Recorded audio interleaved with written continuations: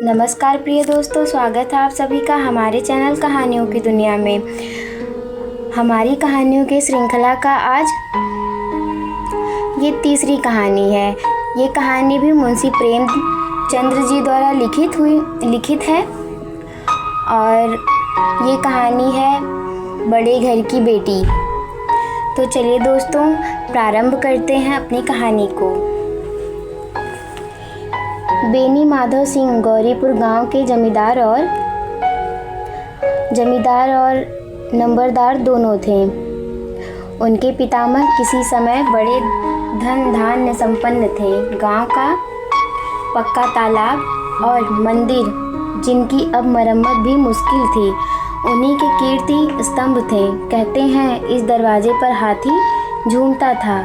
अब उसी जगह एक बूढ़ी भैंस थी, जिसके शरीर में अस्थि पंजर के सिवा और कुछ न रहा, पर दूध शायद बहुत देती थी, क्योंकि एक न एक आदमी हाड़ी के लिए उसके सिर पर सवार ही रहता था। बेनी माधव सिंह अपनी आधी से अधिक संपत्ति वकील को भेंट कर चुके थे। उनकी वर्तमान आय 1000 रुपये वार्षिक से अधिक न थी। ठाकुर साहब के 2 बेटे थे। बड़े का नाम श्रीकंठ सिंह था। उसने बहुत दिनों के परिश्रम और उद्योग के बाद बीए की डिग्री प्राप्त की थी। अब एक दफ्तर में नौकर था। छोटा लड़का लाल बिहारी सिंह दोहरे वदन का सजीला जवान था। भरा हुआ मुखड़ा, चौड़ी छाती, भैंस का 2 सेर ताज़ा दूध वह उठकर सवेरे पी जाता था। श्रीकंठ सिंह की दशा बिल्कुल विपरीत थी। इन नेत्र प्रिय गुणों को उन्होंने बीए इन्हीं 2 अक्षरों पर न्यौछावर कर दिया था। इन 2 अक्षरों ने उनके शरीर को निर्बल और चेहरे को क्रांतिहीन बना दिया था। इसी में वैदिक ग्रंथों पर उनका विशेष प्रेम था। आयुर्वेदिक औषधियों पर उनका अधिक विश्वास था। शाम सवेरे उनके कमरे में प्रायः खरल की सुरीली कर्ण मधुर ध्वनि सुनाई दिया करती थी। लाहौर और कलकत्ते के वैद्यों को बड़ी लिखा पढ़ी रहती थी इनके पास। श्रीकंठ इस अंग्रेजी डिग्री के अधिपति होने पर भी अंग्रेजी सामाजिक प्रथाओं के विशेष प्रेमी न थे। इसी से गांव में उनका बड़ा सम्मान था। दशहरे के दिन वह बड़े उत्साह से रामलीला में सम्मिलित होते हैं और स्वयं की किसी न किसी पात्र का पाठ लेते हैं। गौरीपुर में रामलीला के वही जन्मदाता थे। प्राचीन हिंदू सभ्यता का गुणगान उनकी धार्मिकता का प्रधान अंग था। सम्मिलित कुटुंब के तो वह एकमात्र उपासक थे। आजकल स्त्रियों को कुटुंब में मिलजुल कर रहने की जो अरुचि हुई है, उसे वह जाति और देश दोनों के लिए हानिकारक समझते थे। यही कारण था कि गांव की ललनाएं उनकी निंदक थीं। कोई तो उन्हें अपना शत्रु समझने में भी संकोच न करती थी। स्वयं उनकी पुत्री को ही इस विषय में उनसे विरोध था। यह इसलिए नहीं कि उसे अपने सास ससुर देवर जेठ आदि से घृणा थी, बल्कि उसका विचार था कि यदि बहुत कुछ सहने और तरह देने पर भी परिवार के साथ निर्वाह न हो सके, तो आए दिन की कलह से जीवन को नष्ट करने की अपेक्षा यही उत्तम है कि अपनी खिचड़ी अलग पकाई जाए। आनंदी एक बड़े उच्च कुल की लड़की थी। उसके बाप एक छोटी सी रियासत के तालुकदार थे। विशाल भवन, एक हाथी, 3 कुत्ते, बाज, बहरी सिकरे, झाड़, फानूस, आनरेरी, मजिस्ट्री और ऋण जो एक प्रतिष्ठित तालुकदार के भाग्य पदार्थ हैं, सभी यह विद्यमान थे। नाम था भूप सिंह। बड़े उदार चित्त और प्रतिभाशाली पुरुष थे, पर दुर्भाग्य से लड़का एक भी ना था। 7 लड़कियां हुई और दैवयोग से सब जीवित रहीं। पहली उमंग तो उन्होंने 3 ब्याह दिल खोल कर किए, पर 15-20 हजार रुपए का कर्ज सिर पर हो गया तो आंखें खुल गईं, हाथ समेट लिया। आनंदी चौथी लड़की थी। वह अपनी सब बहनों से अधिक रूपवती गुणवती थी। इससे ठाकुर भूप सिंह उसे बहुत प्यार करते थे। सुंदर संतान और कदाचित उसके माता पिता भी अधिक चाहते हैं। ठाकुर साहब बड़े धर्म संकट में थे कि इसका विवाह कहाँ करें। न तो यह चाहते थे कि ऋण का बोझ बढ़े और न ही यह स्वीकार था कि उसे अपने को भाग्यहीन समझना पड़े। एक दिन श्रीकंठ उनके पास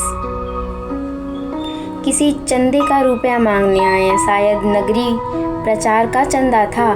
भूप सिंह उनके स्वभाव पर रीझ गए और धूमधाम से श्रीकंठ सिंह का आनंदी के साथ ब्याह हो गया। आनंदी अपने नए घर में आई तो यहाँ का रंग ढंग कुछ और ही देखा। जिस टीम टाम की उसने बचपन से ही आदत पड़ी थी वह यहाँ नाम मात्र को भी न थी।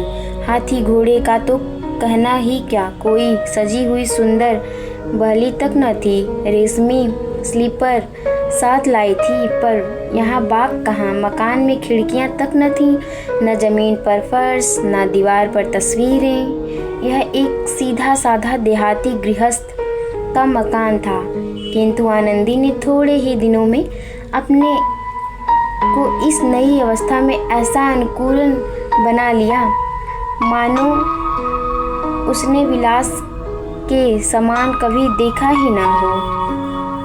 एक दिन दोपहर के समय लाल बिहारी सिंह 2 चिड़िया लेकर आया और भावत से बोला, जल्दी से पका दो, मुझे भूख लगी है।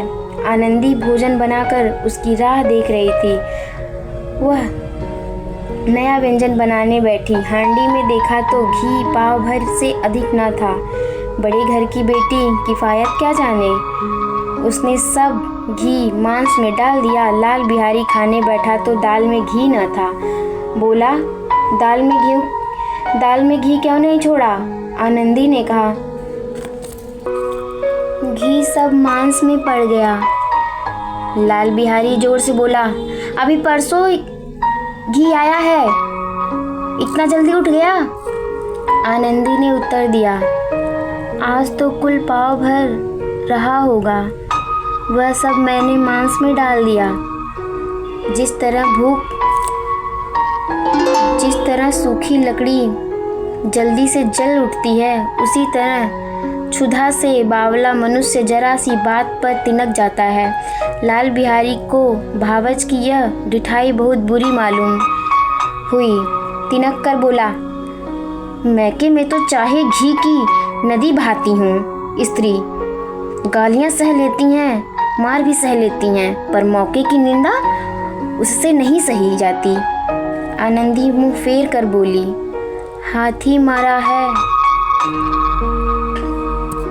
आनंदी बोली, हाथी मरा भी तो 9 लाख का, वहाँ इतना घी नित्य नाई कहाँ खा जाते हैं। लाल बिहारी जल गया। थाली उठाकर पटक दी और बोला, जी चाहता है जीभ पकड़ कर खींच लूं। आनंदी को भी क्रोध आ गया, मुँह लाल हो गया। बोली, वह होते तो आज इसका मजा चखाते। अब अनपढ़ उजड़ू ठाकुर से न रहा गया। उसकी स्त्री एक साधारण जमींदार की बेटी थी। जब जी चाहता उस पर हाथ साफ कर लिया करता। खड़ाऊं उठाकर आनंदी की ओर जोर से फेंकी और बोला, जिसके गुलाम पर भूली हुई हो उसे भी देखूंगा और तुम्हें भी।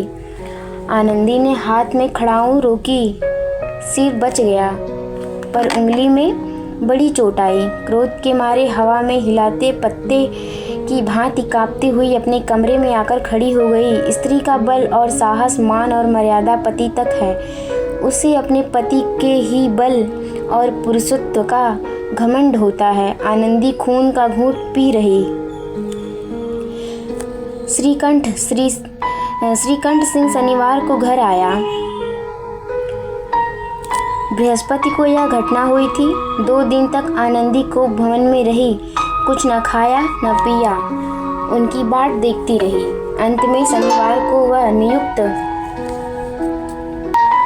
में में शनिवार को वह नियमानुकूल संध्या समय घर आया और बैठकर कुछ इधर उधर की बातें, कुछ देश काल संबंधी समाचार तथा कुछ नए मुकदमों आदि की चर्चा करने लगा। यह वर्तमान 10 बजे रात तक होता रहा।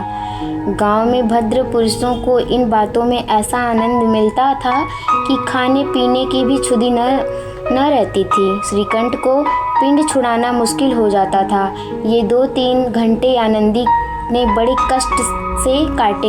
किसी तरह भोजन का समय आया, पंचायत उठी, एकांत हुआ तो लाल बिहारी ने कहा, भैया आप जरा भाभी को समझाया करिए कि मुंह संभाल कर बातचीत किया करें, नहीं तो एक दिन अनर्थ हो जाएगा। बेनी माधव सिंह ने बेटे की ओर से माझी दी। हाँ बहू, बेटियों का यह स्वभाव अच्छा नहीं कि मर्दों के मुंह लगे। लाल बिहारी वह बड़े घर की बेटी है, तो हम भी कोई कुर्मी कहार नहीं हैं। श्रीकंठ ने चिंतित स्वर से पूछा, आखिर बात क्या है? लाल बिहारी ने कहा, कुछ भी नहीं, यूँ आप उलझ पड़ी। मौके के सामने हम लोगों को कुछ समझती ही नहीं। श्रीकंठ खा पीकर आनंदी के पास गए। वह भरी बैठी थी। यह हजरत भी कुछ तीखे थे। आनंदी ने पूछा, चित्त तो प्रसन्न है? श्रीकंठ बोले, बहुत प्रसन्न है, पर तुमने आजकल घर में यह क्या उपद्रव मचा रखा है? आनंदी की त्योरियों पर बल पड़ गए। झुलझुलाहट के मारे बदन में ज्वाला सी दहक उठी। बोली, जिसने तुम्हें यह आग लगाई है उसे पाऊं तो मैं मुंह झुलसा दूं। श्रीकंठ, इतनी गर्मी क्यों होती है? बात तो कहो। आनंदी, क्या कहूँ? यह मेरे भाग्य का फेर है, नहीं तो गंवार छोकरा जिसको चपरासीगिरी करने का भी सऊर नहीं, मुझे खड़ाओं से मार कर यूं ना अगड़ता। श्रीकंठ, सब हाल साफ साफ कहो तो मालूम हो मुझे, कुछ पता तो चले मुझे। आनंदी, परसों तुम्हारे लाडले भाई ने मुझसे मांस पकाने को कहा था।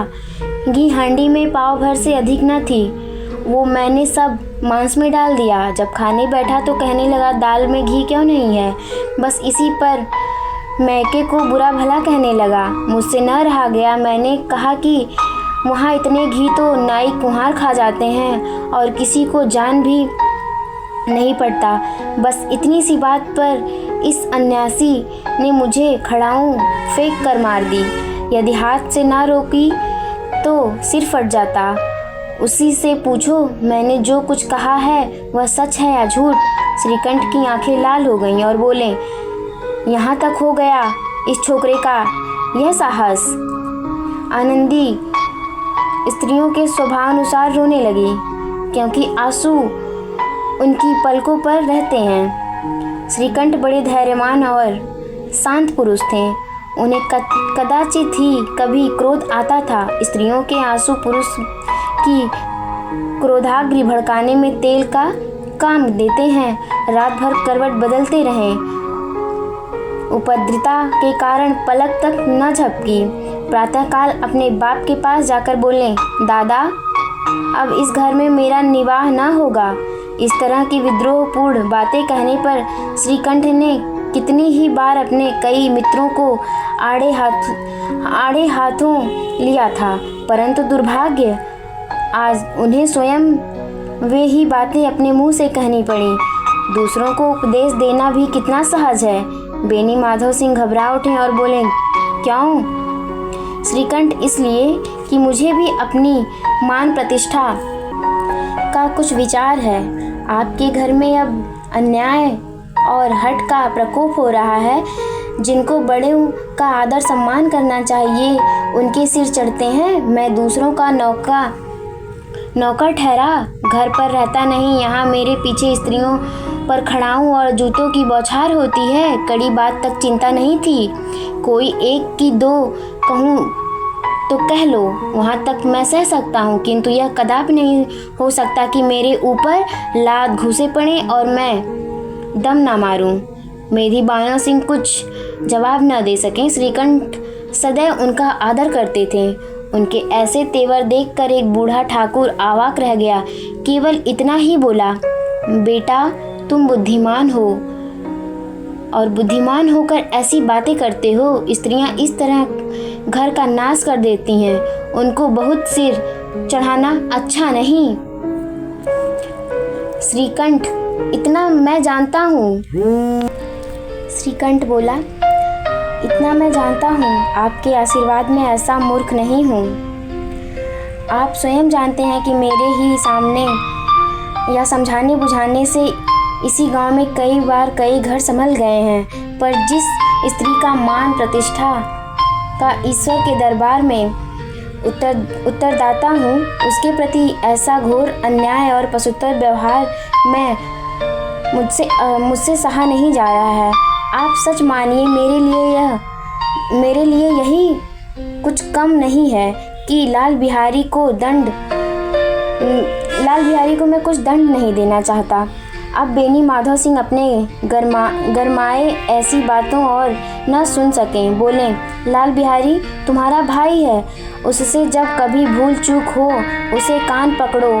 लेकिन श्रीकंठ, लाल बिहारी को मैं भी अपना भाई समझता हूँ। बेनी माधव सिंह, स्त्री के पीछे श्रीकंठ जी नहीं, उसकी क्रूरता और अविवेक के कारण दोनों कुछ देर चुप रहे। ठाकुर साहब लड़के का क्रोध शांत करना चाहते थे, लेकिन यह नहीं स्वीकार करना चाहते थे कि लाल बिहारी ने कोई अनुचित काम किया है। इसी बीच में गांव के और कोई सज्जन हुक्के चीलम के बहाने वहां आ बैठे। कई स्त्रियां ने जब यह सुना कि श्रीकंठ की पत्नी के पीछे पिता से लड़ने को तैयार है तो उन्हें बड़ा हर्ष हुआ। दोनों पक्षों की मधुर वाणियां सुनने के लिए उनकी आत्माएं तिलमिलाने लगीं। गांव में कुछ ऐसे कुटिल मनुष्य भी होते हैं जो कुछ कुल की नीतिपूर्ण गति पर मन जलते थे। वह कहा करते थे कि श्रीकंठ अपने बाप से दबता है इसलिए दब्बू है, उसने विद्या पढ़ी है इसलिए वह किताबों का कीड़ा है। बेनी माधव सिंह उसकी सलाह के बिना कोई काम नहीं करते, यह उनकी मूर्खता है। इन महानुभावों की शुभकामनाएं आज पूरी होती दिखाई दी। कोई हुक्का पीने के बहाने और कोई लगान की रसीद दिखाने आकर बैठ गया। बेनी माधव सिंह पुराने आदमी थे, इन भावों को ताड़ गए। उन्होंने निश्चय किया, चाहे कुछ भी क्यों न हो, इन द्रोहियों को ताली बजाने का अवसर तो न दूंगा। तुरंत कोमल शब्दों में बोले, बेटा मैं तुमसे बाहर नहीं हूँ, तुम्हारा जी जो चाहे वो करो। अब तो लड़के से अपराध हो गया है। इलाहाबाद का अनुभव रहित झल्लाया हुआ ग्रेजुएट इस बात को न समझ सका। उसे डेबटिंग क्लब में अपनी बात पर अकड़ने की आदत थी। इन हथकंडों की उसे क्या खबर। बाप ने जिस मतलब से बात पलटी थी वह उसकी समझ में न आया। बोला, लाल बिहारी के साथ अब इस घर में नहीं रह सकता। बेनी माधव, बेटा बुद्धिमान लोग मूर्ख की तरह बातों पर ध्यान नहीं देते हैं। वह बेसमझ लड़का है, उससे जो कुछ भूल हुई है उसे तुम बड़े होकर क्षमा करो। श्रीकंठ, उसकी इस दुष्टता को मैं कदापि नहीं सह सकता। या तो वह इस घर में रहेगा या मैं। आपको यदि वह अधिक प्यारा है तो मुझे विदा कीजिए, मैं अपना भार अपने आप संभाल लूँगा। यदि मुझे रखना चाहते हैं तो उससे कहिए जहाँ चाहे वो चला जाए, बस यह मेरा अंतिम निश्चय है। लाल बिहारी सिंह दरवाजे की चौखट पर चुपचाप खड़े बड़े भाई की बातें सुन रहा था। वह उनका बहुत आदर करता था। उसे कभी इतना साहस न हुआ कि वह श्रीकंठ के सामने चारपाई पर बैठ जाए, हुक्का पी ले या पान खा ले। बाप का भी वह इतना मान करता था, श्रीकंठ का भी उस पर हार्दिक स्नेह था। अपने हाथों से उन्होंने कभी उसे छुआ तक नहीं और ना ही घुड़का तक। जब वह इलाहाबाद से आते तो उसके लिए कोई ना कोई वस्तु अवश्य लेके आते थे। मुकद्दर की जोड़ी उन्होंने ही बनवा दी थी। पिछले साल जब उसने अपने देवड़े जवान को नाग पंचमी के दिन दंगल में पछाड़ दिया तो उन्होंने पुलकित होकर अखाड़े में ही जाकर उसे गले लगाया था। 50 रुपए भी लुटाए थे। ऐसे भाई के मुंह से आज ऐसी हृदय विदारक बात सुनकर लाल बिहारी को बड़ी ग्लानि हुई। वह फूट फूट कर रोने लगा। इसमें संदेह नहीं कि अपने किए पर पछता रहा था। भाई के आने से एक दिन पहले से उसकी छाती धड़कती थी कि देखूं भैया क्या कहते हैं, मैं उनके सम्मुख कैसे जाऊंगा, उनसे कैसे बोलूंगा, मेरी आंखें उनके सामने कैसे उठेंगी। उसने समझा था कि भैया मुझे बुरा भला कहकर समझा देंगे। इसकी तो आशा के विपरीत थी। जाकर उन्होंने निर्दयता की मूर्ति बने हुए पाया उन्हें। वह मूर्ख था, परंतु उसका मन कहता था कि भैया मेरे साथ अन्याय कर रहे हैं। यदि श्रीकंठ उसे अकेले में बुलाकर 2-4 बातें कह देता, इतना ही नहीं 2-4 तमाचे भी लगा देते तो कदाचित उसे इतना दुख न होता। पर भाई का यह कहना कि मैं अब इसकी सूरत नहीं देखना चाहता, लाल बिहारी से सहा न गया। वह रोता हुआ घर आया। कोठरी में आकर कपड़े पहने, आंखें पोंछी, जिससे कोई यह न समझे कि रोता था। जब आनंदी के द्वार पर आकर बोला, भाभी भैया ने निश्चय किया है कि वह मेरे साथ इस घर में न रहेंगे। अब वह मेरा मुंह तक नहीं देखना चाहते, इसलिए मैं जाता हूँ।